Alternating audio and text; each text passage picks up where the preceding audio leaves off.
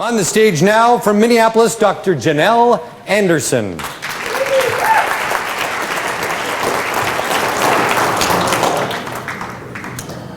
Not long ago, I got a text one afternoon from my husband. Ding, my phone chimes. I take a look at it. It's late in the day. He always texts at the end of the workday. I glance over at the text, expecting the usual. Leaving work, picking up the kids, be home in 35 minutes. But instead, the text read, "Tonight, after the kids go to bed, we need to have a meeting." A meeting. Now, I know there are some couples who routinely have meetings. We are not one of those couples. So I did what anybody would do. I panicked. My heart was racing. I was completely defensive. I thought, what have I done? What have I done wrong? Has he opened my credit card bill? Is he leaving me? Am I leaving him? It's in our nature, it's in our DNA to be defensive when we feel threatened. It's what's kept us alive as a species. But it's not always so good of a place to start a difficult conversation. Well, in fact, it's never a good place to start a difficult conversation from defensiveness. Defensiveness and withdrawing from difficult conversations costs our organizations a lot of money. Current research shows that on average, when we are avoiding having a difficult conversation at work, we waste 8 hours of work time. Now, by my research, that's an awfully low number. Because when I tally up the hours, it looks more like this. 6 hours of ruminating about the situation, 5 hours of talking to anybody who will listen to me about the situation, except the person that I need to be talking to about it. Another 3 hours of answering email, tidying up my desk, and other procrastination techniques. And a final 2 hours of going out onto social media to look for some support. And I start at Facebook, and then I click through to a Twitter feed, which takes me to Pinterest. And oh, those shoes are nice. And ding, Zappos delivers. A total of 16 hours and a pair of shoes. Styles and costs may vary. It's expensive when we back away from conversations that are challenging and confrontational. But it happens all the time.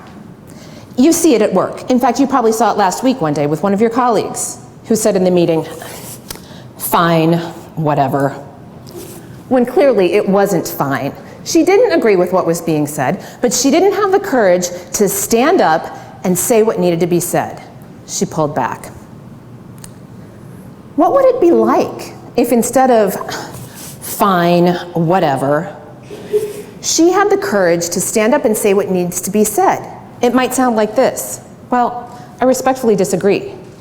Or, "I don't feel like I can be on board with this program. I don't have enough information." What would it be like if she did that?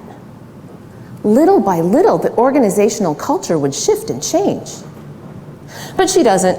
She pulls back, and sometimes it's not her, sometimes it's you and me. And we pull back from that difficult conversation, we go back to our office space, we organize some things, and at best, we sulk and pout about it. At worst, we trash talk our team, our boss, the organization, and even our clients, polluting the office environment and poisoning the culture. It takes courage to stand up and say what needs to be said. It takes a lot of courage. And, you know, we don't always feel like we have that courage because a lot of times the stakes are high. It seems like everybody agrees, but we are the lone outlier. And it's hard to have the courage to stand up and say what needs to be said in a situation like that. It's not like we can just, draw up courage on demand. Well, until now. Researcher at Harvard University, Amy Cuddy, studies the physiology of power. And what she found, first by observing her MBA students, is that those who had the most confidence and power took up more physical space. They used their bodies.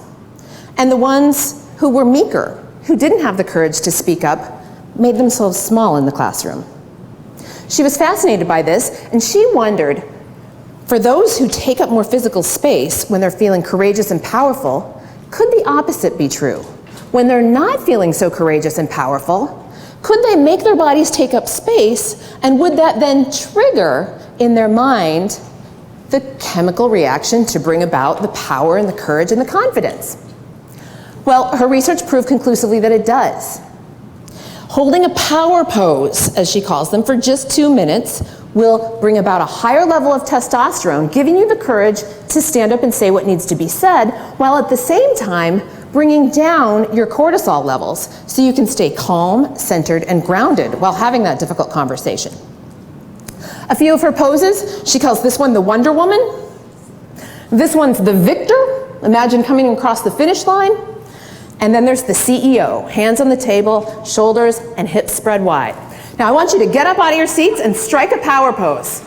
2 minutes is what her research shows makes a difference in the physiology. So strike your favorite pose. The Victor, Wonder Woman, the CEO. You feel the power?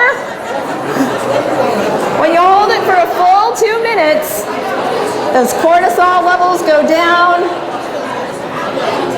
All right, you feeling the power? We're blowing the roof off this Hilton. Feel that power? All right, now I'm not going to have you hold it for a full 2 minutes. You can sit back down, but have some muscle memory here. Feel what that feels like in your body. And remember that on demand, you can produce the courage that you need to take that difficult situation head on. So the next time, and sometimes we're initiating the difficult conversation, so of course you can prepare for the conversation, but other times the difficult conversation finds you. It's your boss's boss. I need to see you in my office in 5 minutes. You can say, well great, I'll see you then. You make a beeline for the restroom, go into the stall, close the door, you hold your power pose for 2 minutes, and you're over to the office with time to spare. And your courage is up because you've increased your production of testosterone, your cortisol levels are lower, so your stress is lower, so you can stay calm, cool, and collected as you take that difficult situation head on and have that conversation that needs to be held. Now, back to my text. There was no possible way I was going to be able to wait until the kids were in bed to find out what was going on. So the minute my husband came through the door, and mind you, I had done my power pose, I knew I didn't want to be defensive in that conversation, so I did my power pose. He walked through the door, and I grabbed him by the elbow, and I said, "Hun, what's going on? There's no way I can wait till the kids are in bed. I gotta know. What's up?" You know that reorg that's been rumored at work? Yeah?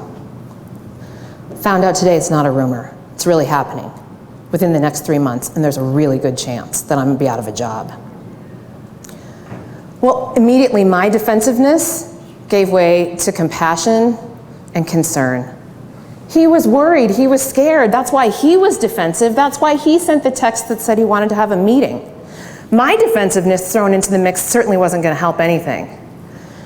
So from that place of calm and centered, because my cortisol levels were lower and my testosterone levels were higher, we could, after the kids went to bed, have the difficult conversation of what would happen if he was reorged out of a job.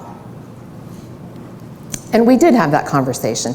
And it wasn't an easy conversation because there's lots of difficult challenges and things we needed to go through, but maintaining my body space during that conversation helped me remain calm and centered so we could have that difficult discussion and take that situation head on. My question is for you, the next time a difficult situation finds you, will you pull back from it, withdraw? Or will you speak up and find the courage to say what needs to be said? My name's Janel Anderson, and I work with organizations to speak up and have the courage to say what needs to be said, and I look forward to seeing you in the other room. Thank you.